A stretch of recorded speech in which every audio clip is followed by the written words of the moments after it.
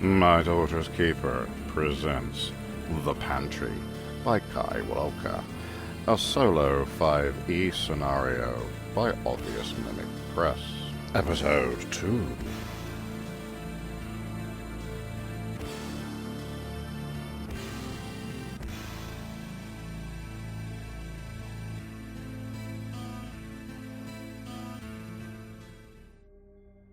It's enough to survive, isn't it? That's what matters. The words seem hollow in the small space, like a prayer to a god who hasn't answered in years.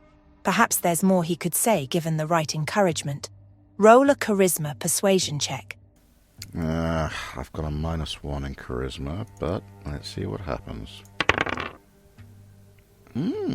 14 on the die, even with my -1, that's 13. That's still a pass. Not going to complain about that. The barkeep exhales heavily, setting the ladle down with a faint clatter. His shoulders sag, and for a moment he avoids your gaze, staring instead at the floorboards as though searching for the right words. Or perhaps buying himself time. Listen. All right. His voice lowers, thick with an edge of irritation mixed with reluctance. Once a month there's this wizard, see? Comes to the inn, does some fancy magic, spins his hands around, mutters a few words. Hell, I don't know how it works. He waves a hand, the motion too quick, too defensive. His eyes flick toward the door leading back to the main room, and for a split second you think you see them settle on one of the patrons. You turn to follow his gaze, but nothing seems out of place. The barkeep clears his throat, pulling your attention back to him. Anyway, I pay him. A few silvers, that's all. He leaves us a couple of barrels of this stuff. I think he conjures it himself. That's why it tastes like nothing. He motions toward a large, red-painted wooden barrel standing by the stew pot in the corner. There, see? Plenty to go around. Keeps them fed and happy. This is how we make money. It's a business. His voice wavers slightly as he says the last word, his hands fidgeting again, first adjusting his apron, then rubbing at an invisible stain on the counter. His face tightens as he continues, his tone growing defensive. Is that so bad? I don't think it's bad. It feeds the folk here, and it feeds me. We're not starving, are we? Isn't that what matters? He is repeating himself and gesturing vaguely at the barrel again, his mannerisms seeming forced. His gaze doesn't meet yours, but the apology in his face is subtle. A flicker of something unspoken lurking beneath his words. You glance at the barrel, its metal dulled from wear and faintly chipped near the rim. The wood looks swollen, warped slightly as though it has held something far heavier than water or grain.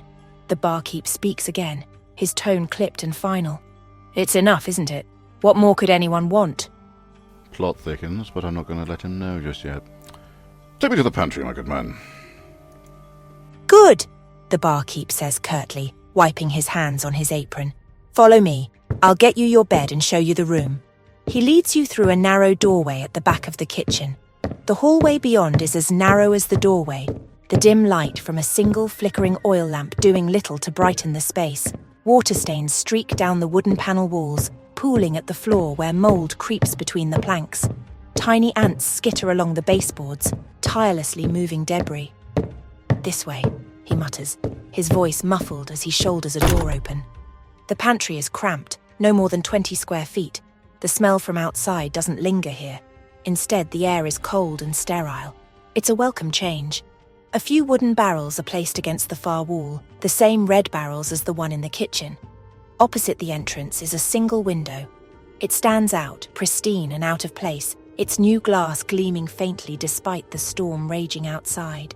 Through the frost-covered pane you can see the swirling semi-darkness of the blizzard, though its sound is muffled to make it feel distant and unreal.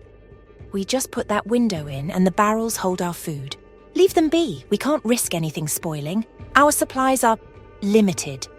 He glances at you, his expression a mix of weariness and wariness. I've only just started working here and I can't afford to lose this job. Here's your blanket, he says, dropping it onto the bed. You'll need to be out of the pantry by sunrise, though. Got it? He pauses, then adds almost as an afterthought. I'll go prepare the boar. Before you can thank him or ask another question, he's already out the door. It creaks shut behind him, leaving you alone in the strange, sterile silence of the pantry. You can investigate the room, examine the window, go straight to bed, or stay alert through the night? I'm going to start by examining the room. Alone in the pantry, its confines somehow feel larger in the oppressive silence. You glance around, taking in the space that will serve as your shelter for the night. The walls are lined with wooden shelves, but most of them are bare, coated in a fine layer of dust.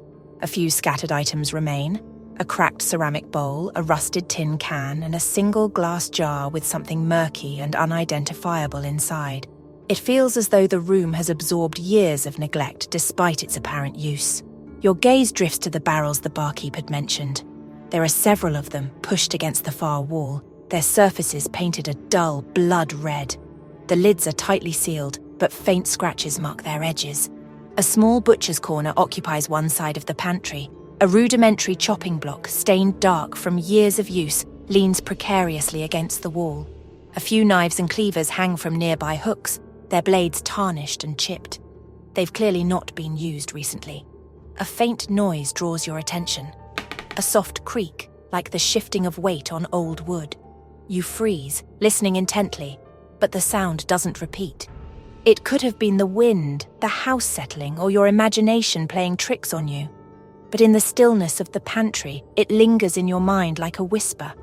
You try to shake off the oppressive atmosphere of the room. In the eerie silence, the pantry feels more like a dungeon than a refuge. You approach the barrels, their ominous presence drawing you in despite the unease prickling the back of your neck. Let's investigate the window a minute. It's too conspicuous not to. You step closer to the window, its pristine frame an unsettling contrast to the rest of the weathered pantry. A thin veil of ice spiderwebs across the glass, distorting the view beyond. Despite the blizzard outside, it doesn't feel cold to the touch. It's strange, as if the window is detached from the storm raging just a finger's breadth away. Through the frosted panes, you can barely make out the barren farmland stretching into the distance. What once might have been fertile fields now lies as a wasteland of churned mud and frozen earth. The skeletal remains of trees dot the landscape, their gnarled branches reaching skyward like desperate hands. The faint outlines of broken fences and abandoned carts are scattered across the fields, hints of a time when life thrived here. Now everything seems lifeless, frozen not just by the storm but by the weight of neglect. The entire scene feels wrong, empty not just of people but of purpose, like a painting stripped of its colour and meaning. The window itself does look new, its frame pristine and untouched by the grime that clings to the rest of the room. However, the sill tells a different story. Deep scratches and gouges run along its edges as though heavy objects had been repeatedly dragged through it. A smear of something red and dark stains the bottom of the sill, like it has been mistaken for the butcher's table nearby. The longer you stare, the more uneasy you feel. The storm seems to grow quieter, muffling the world outside. It's as though the blizzard isn't just obscuring your view, but watching you in return. You step back, instinctively putting space between yourself and the window. Something catches your eye. Etched faintly into the glass are strange marks, almost imperceptible against the frost. They don't seem like scratches or cracks, but deliberate carvings, forming patterns that make your head ache the longer you look at them. At a glance, you can't tell if they're words, symbols, or something else entirely, but they seem to pulse faintly, as though alive with some unseen energy. You look back into the room, half expecting the barkeep or one of the inn's patrons to walk in and catch you snooping. But the pantry remains silent, the faint howling of the wind outside the only sound. You can attempt to decipher the symbols, inspect the strange scratches, just go to sleep, or stay alert through the night. Let's take a look at these symbols, see if we can't work out what they are. There are sigils and runes carved directly into the glass of the window. It's impossible to tell how long they have been there, but as you look closer, you see that they are carefully but inexpertly etched into both sides of the window pane. Roll an intelligence, arcana, or religion check. My arcana is somewhat better. I got a +4 there, so let's give that a go. That's a dirty 20. The symbols etched into the surface of the glass seem to shift subtly as you focus on them. their lines and curves weaving in and out of each other in an intricate dance.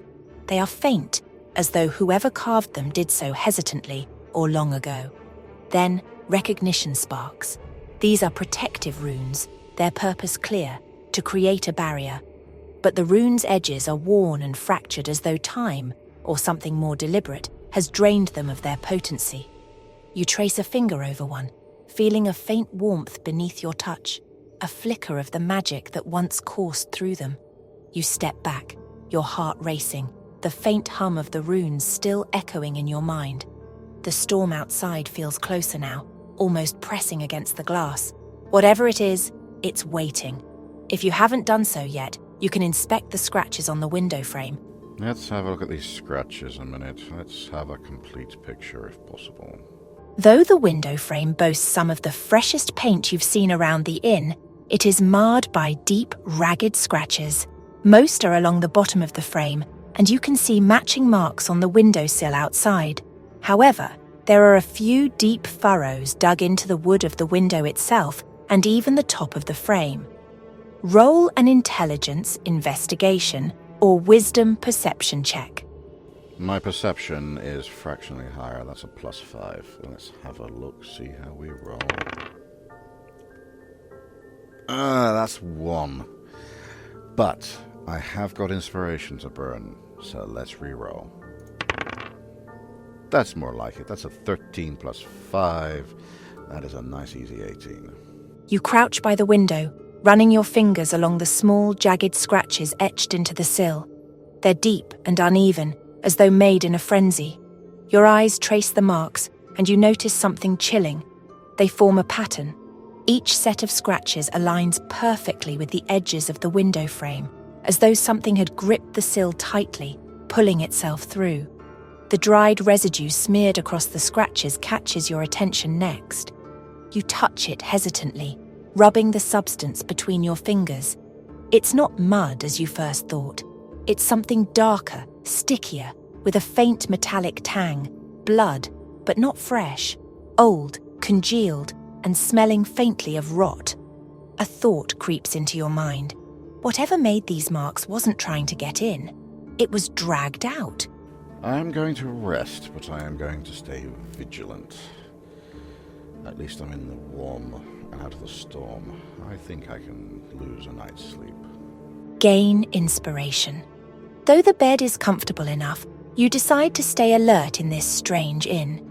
You begin to acclimate to the screaming din of the storm outside, so much so that you don't realize when the screaming of the storm actually stops. Looking to the window, you see that the white on black of the frigid night has been replaced with a ruddy glow. However, it is far too soon for dawn to be breaking. You also notice that the screaming of the wind has now been replaced by a low, all-too-human moan. Before you can approach the window or move away, a dark shape wavers outside the glass. You jolt at the sound of a sharp rapping on the window. The sound is insistent, its rhythm unnervingly patient, as though whoever or whatever is knocking knows you'll answer eventually. The air feels heavier now, damp and clinging to your skin. You step closer to the window, the tapping continuing with an unwavering rhythm. As you approach, you realize the glass is no longer frosted but streaked with a film of moisture that distorts whatever lies on the other side. You hesitate, your breath misting in the cold air before leaning in to peer through the pane. At first you see nothing but the snow-covered fields. Then, movement.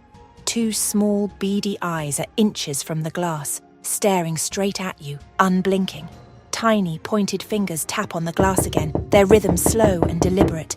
Tap, tap, tap. The figure tilts its head as if studying you, and you catch the faintest glimpse of its twisted, sharp-toothed grin. Its muffled voice reaches you, faint and unintelligible, like words spoken underwater. The moisture distorts the creature's features further, but its outline becomes clearer the longer you stare. The tiny figure seems both fragile and dangerous. Its hunched frame and clawed hands suggest a creature used to skittering in the shadows. Your pulse quickens. Roll a wisdom, perception check. Right, well I get a +5 to perception anyway. That's not so good. That's a 3 on the die. Even with my +5, that's not going to do it. But I do have inspiration to burn. Let's try that again. You have got to be kidding. That's 3 again. Even with my 5, that's only 8. That's not going to do it, I'm afraid. Let's take that one on the chin then. The creature's small yellow eyes gleam with a strange intensity, studying you as if it knows more about you than you'd like. Its wiry frame is perched on clawed, hoof-like feet, which scratch faintly against the surface as it shifts its weight. A long, sinewy tail coils and uncoils behind it, twitching erratically, almost as if it has a mind of its own. Small, leathery wings are folded tightly against its back, their tips quivering slightly with each movement. The creature's entire presence exudes an unnerving energy, a mix of animalistic vigilance and something more cunning. It doesn't seem immediately hostile, but its sharp claws, barbed tail, and glinting eyes leave little doubt that it's far from harmless. Whatever this thing is, it clearly doesn't belong here, and neither, you feel, do you. Suddenly, the window bursts open with a deafening crash. Glass rattles in the frame as the wooden shutters slam against the walls. A violent gust of wind tears through the room like an uninvited intruder.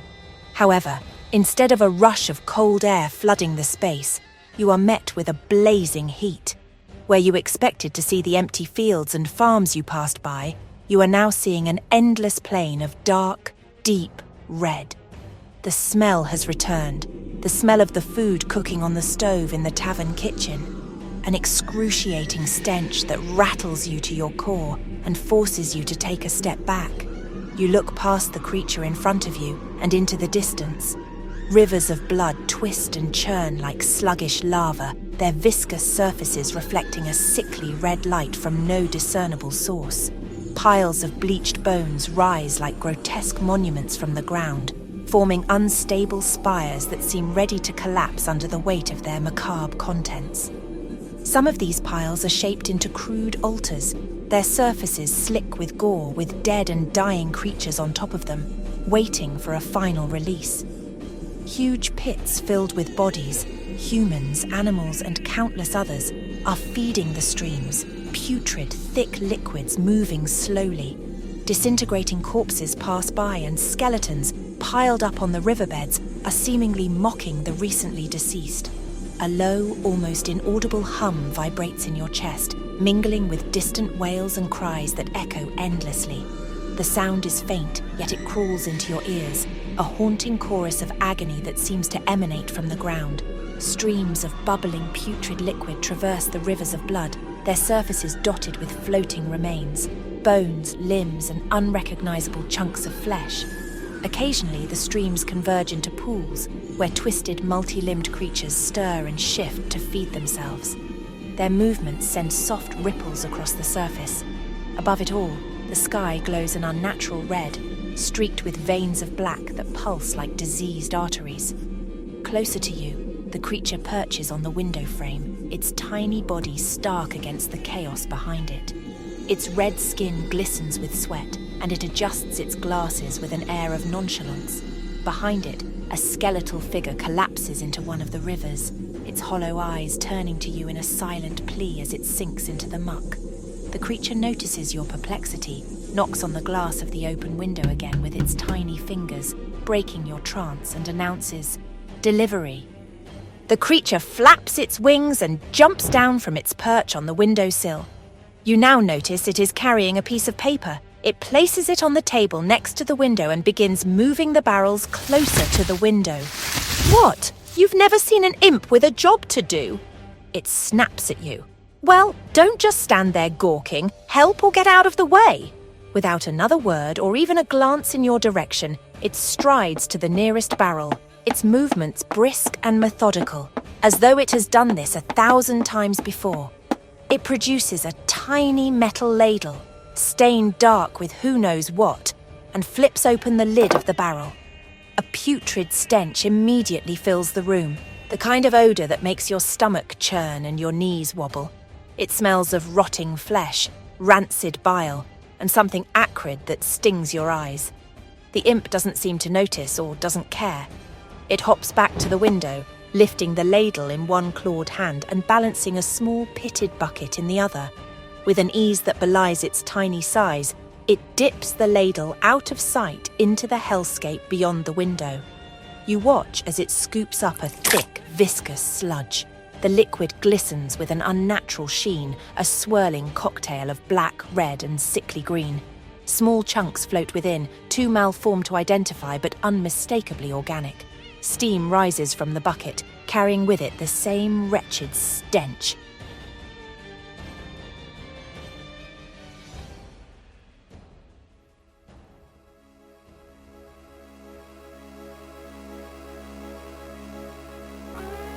Thank you for listening. We hope you enjoyed the chaos as much as we did. Don't forget, new episodes drop every Sunday and Wednesday, so there's always more trouble just around the corner. If you'd like to dive deeper, you can join us over at the My Daughter's Keeper Patreon. You'll get access to a growing library of exclusive scenarios you won't find anywhere else, entry to our members-only Discord community, and even the chance to take a seat at the table at our backer-only games. Until next time, keep your wits about you, your dice within reach, and just try not to make things worse.